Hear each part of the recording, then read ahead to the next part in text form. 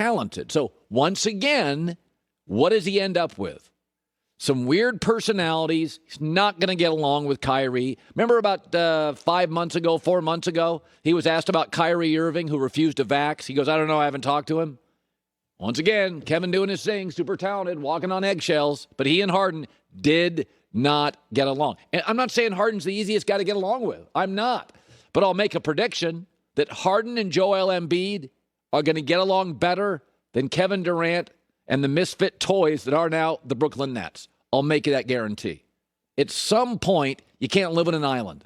Relationships are work. They're hard even with family. Forget other star players. Even with family, they're hard and difficult. And you have to sometimes just say what you think. I think Philadelphia is going to rock with Harden and Joel Embiid. I'll put a stamp on it. I think they're going to end up in the Eastern Conference Finals. So yesterday, Mike McCarthy had he had a kind of a rambling interview on the Rich Eisen show, which is over there on Peacock, I think. And he was asked by Rich about all the rumors that Sean Payton is going to take that Cowboy job in a year. Dan Quinn, his excellent defensive coordinator, he's going to take that Cowboy job in a year. And Rich just asked him, what's it like to be the Cowboy coach with all these rumors out there? I never once felt that I was not going to be the head coach moving forward. And frankly, I've been at this long enough. That's all I'm focused on. And I think the players, the coaches, football operations is my main hold. I'm the leader of this football team, and I'm about winning. And that's all I've ever focused on, and that's all I ever will focus on. Are these narratives unusual?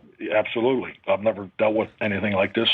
Do I wish I didn't have to come on here and answer questions about it? Yeah, no doubt about it. I wish we were talking about something else, but it is part of our landscape. It is with the Cowboys. So I'm going to make a not very bold prediction, is that in 1 year, Sean Payton is going to be offered the Cowboy job. It may be privately, it may be publicly. He'll be offered the job. Sean is going to take a broadcasting gig for 1 or 2 years. Now, he's not going to be a game analyst like a Troy Aikman or a Chris Collinsworth. Networks want you to really commit to that long term, but they'll put him on a set like a Phil Simms is on a set, or Howie Long Bradshaw is on a set. They'll put him on a set. One of the networks will. Jimmy Johnson did that for a couple of years. Jimmy Johnson left Cowboys, went on TV for a couple of years, and then found a place that was a good fit for him. That was Miami. He's got a house down in the Keys. He coached the Miami Hurricanes. So that's my not very bold prediction. The Dallas Cowboys will offer Sean Payton the job in 1 year, either publicly or privately. And it's really interesting. I don't know if he'd take it, even though he has a house in Dallas. Why? Because I think Indianapolis is going to have a job potentially in 1 year. I like Frank Reich, but Jim Irsay is getting very impatient. Pete Carroll's 70. I think Seattle and Russell Wilson could have an opening in 1 year. Cliff Kingsbury finishes 4th place again, even 3rd. He's probably out of work. Arizona, Kyler Murray could have a job next year. Russell Wilson, Kyler Murray, Dak. Dak would probably be my 3rd choice. This season, bad jobs opened. This was like Houston's got an opening, and Miami that fires coaches every 15 minutes got an opening. A lot of bad openings.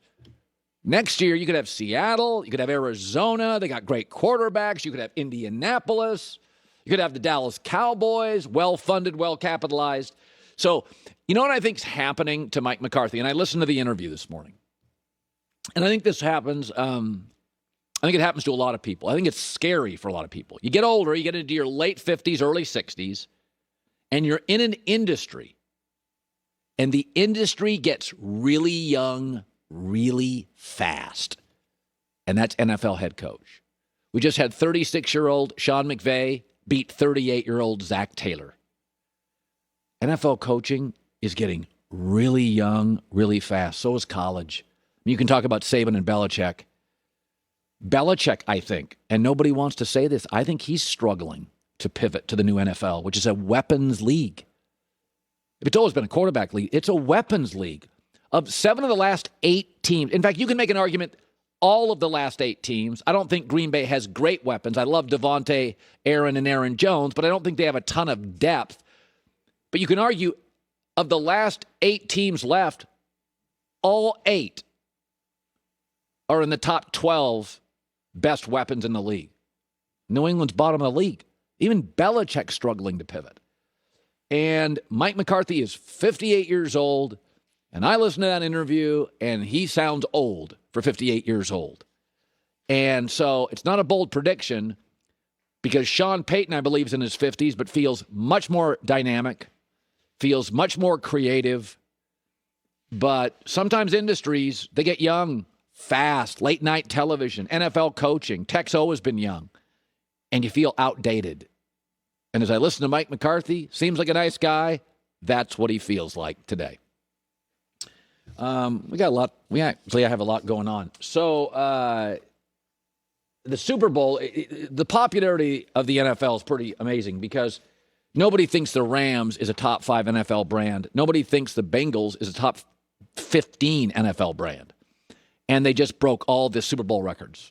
Most watched TV show last 5 years, streaming records. So brands do matter in sports. You know, and I know, I talk